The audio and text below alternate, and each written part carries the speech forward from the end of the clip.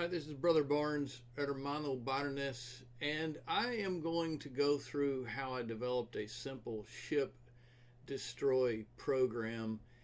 I want to talk about the elements that went into creating it, but I'm going to go ahead and deploy it so you can kind of see the end result and so that we can kind of talk about it as we go. All right, let's see if I can grab a hold of this. This is kind of embarrassing. Can I just move this whole piece over to here? Thank you. I do want to give a disclaimer before I head too far into this. I'm a complete noob, never done any programming before. I actually carried a basic book programming to my high school in Jackson, Mississippi when I was a senior, somehow hoping that carrying the book would either make me look cool or somehow it would translate into my brain. That was 1980. Now it's 2020, 45 years later. Here I am. So please take what you like, leave the rest. I don't know if you can learn any life lessons from this, but the point that I'm trying to make is that I made a simple ship destroy game. And so here's my grid, 1 through 16. I made all of these sectors, and this actually shows the answer here, but I think that that's useful. That is shown right here. Check the result. Since we're doing a programming exercise in real life, this obviously would not be deployed, otherwise it would not be a very fun game. Welcome to the ship destroy game. Pick a sector number on the grid to fire a missile and destroy the enemy ship. In other words, pick the number 1 through 16. Enter your guess. So let's go in the middle, maybe. Let's go with an 8, something like that. Too low, you have 4 guesses left. Of course, we're seeing that the answer is number 12. Let's go with a 10 here. Still too low in the number grid, and how about let's do 12. And congrats, you sunk the enemy ship. Winner, winner. Let's talk about how this was all put together. I will be completely disclosed here. I did not even have a clue as to how to start this. The directions were to not use arrays, not use lists, but to use simpler means. I had to consult with a friend who happens to be a computer teacher, and he's very gracious to me and doesn't make me feel like an idiot. I really want to say thank you, and probably will mention him by name in the comments below this video. So this really kind of got Frankenstein together. There was an issue of creating a grid, a visual look, so that this game could be completed. And then these print components right here where it says greater than number, that was just to try to get all of the numbers spaced evenly and kind of in a grid type 4x4 pattern, which was also suggested in the directions. So as a strategy to not use lists and to not use elaborate methods viewed on the internet, the choice was to use Boolean variables. And so all 16 of these variables were set as false, and then the request was to generate a random number between 1 and 16, and then to set the random number to true, which was made into the random number here.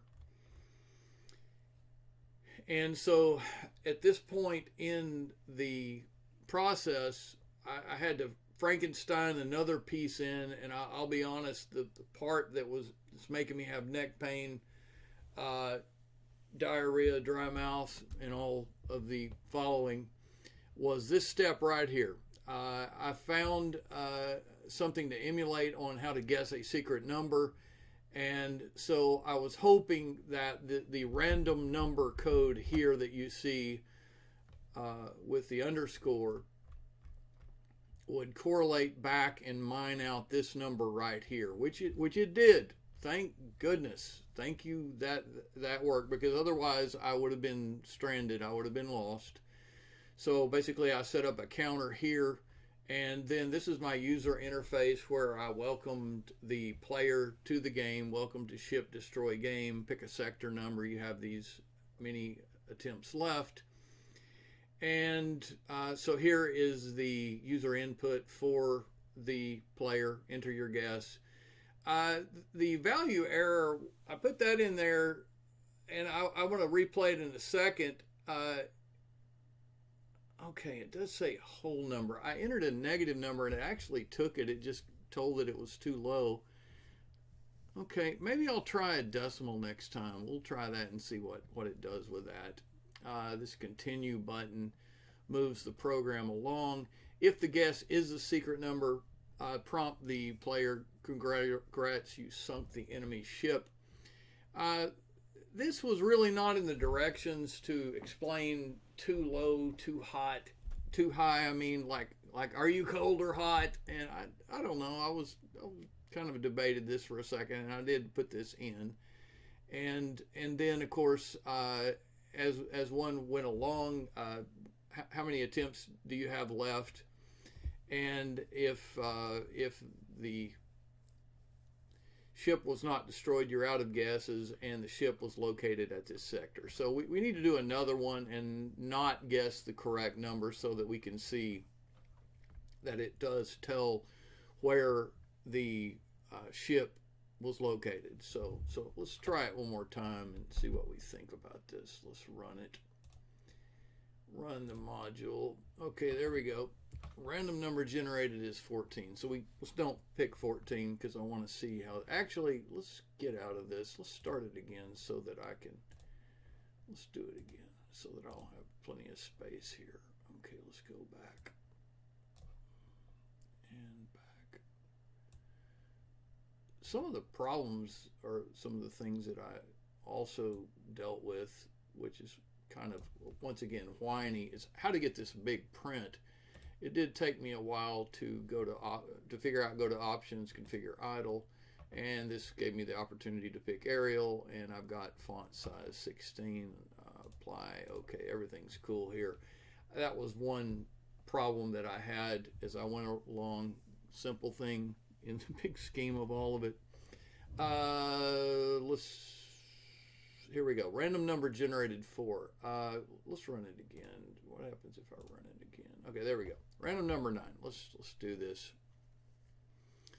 Well, let's say that we don't know that it is random number 9, and I want to do the decimal thing and see what happens. What happens if I do 1.1? Okay, good. Invalid input. Please enter a whole number. So you have to enter a number 1 through 16 as described here. And so let's fix this into a 1, and then let's just go 2, 3, 4, 5. Okay, there we go. Number 5 was my last sector guessed. You are out of guesses. The ship was located at sector 9. There we go. This is not an exact match of what the teacher wanted. However, it is a ship destroy game that fits into my brain cell, and so I have enjoyed the class. It has been very educational, as one might say, in my house. Ship destroy game, there you go. Hermano Barnes, I want to encourage you to keep up the good work, keep doing the good things that you do, and live one day at a time. And I had this in my mind today that when things don't go right in one's life, those lessons are the kind of lessons that can be used to comfort someone else when they're going through a similar situation. And also, one last thing I want to say here, which was awesome. The teacher that helped me, he reminded me of my dad. I can remember sometimes as a young man when I would get frustrated and kind of not feel up to the task, not feel adequate. The way he looked at me, my dad's not alive anymore, so that's why this is important. He just instilled confidence, and he told me that he was available to help me. And I appreciate it. Thank you, sir.